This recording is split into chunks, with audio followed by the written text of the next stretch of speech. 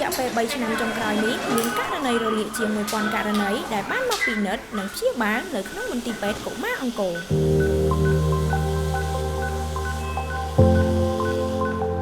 សំណាងបានជួបឧបទ្ទវហេតុដោយរលាកទឹកក្តៅធ្ងន់ធ្ងរ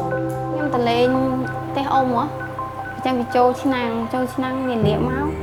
ខ្លាំងវាលាកខ្លាំងប្រភេទខ្លាំងណាដល់ពេលនេះថាមរស់ផង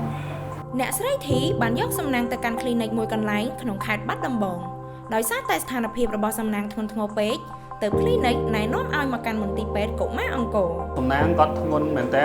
ពេលមកដល់យើងឃើញថាស្បែកដែលរលាកហ្នឹងគឺរបកអស់ហើយតម្រូវឲ្យយើងចូលទៅបន្ទប់វះកាត់ដើម្បីលាងរបួសរៀងរាល់2ថ្ងៃទៅ3ថ្ងៃម្ដងក្រុមថ្នាំសណ្ដំត្រូវដាក់ថ្នាំសណ្ដំឲ្យគេហើយត្រូវការតាមដានពិសេសពីគ្រូពេទ្យរបស់យើងគឺគ្រូពេទ្យផ្នែកសង្គ្រោះបន្ទាន់នឹងជួយផ្ដល់នៅការថែទាំពិសេសដោយសារការរលាកធ្ងន់ធ្ងរគ្រូពេទ្យផ្នែកចំណីអាហារជួយផ្ដល់នៅចំណីអាហារឲ្យគាត់ហើយនឹងគ្រូពេទ្យវះកាត់យើងនឹងដើម្បីធ្វើការសហការគ្នាដើម្បីជួយឲ្យអ្នកជំងឺនឹងបានប្រសើរសំណាងត្រូវបានដាក់ឲ្យសម្រាប់ព្យាបាលនៅក្នុងបន្ទប់ជំងឺធ្ងន់អស់រយៈពេលជាច្រើនខែ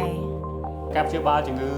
រលាកនេះជាពិសេសរលាកធ្ងន់ធ្ងរដោយករណីសំណាងរហូតដល់ 45% នេះយើងឃើញថាអត្រាមរណៈសម្រាប់ជំងឺរលាកអញ្ចឹងគឺខ្ពស់គឺប្រឈមនឹងការស្លាប់ខ្ពស់ប៉ុន្តែសំណាងគាត់មានឱកាសព្យាបាលឲ្យបានជាសះស្បើយសូមអរគុណឲ្យដល់មន្ទីរពេទ្យកុមារអង្គរដែលជួយមើលកូនខ្ញុំមកលាកទឹកក្តៅមើលជេអីចឹងណា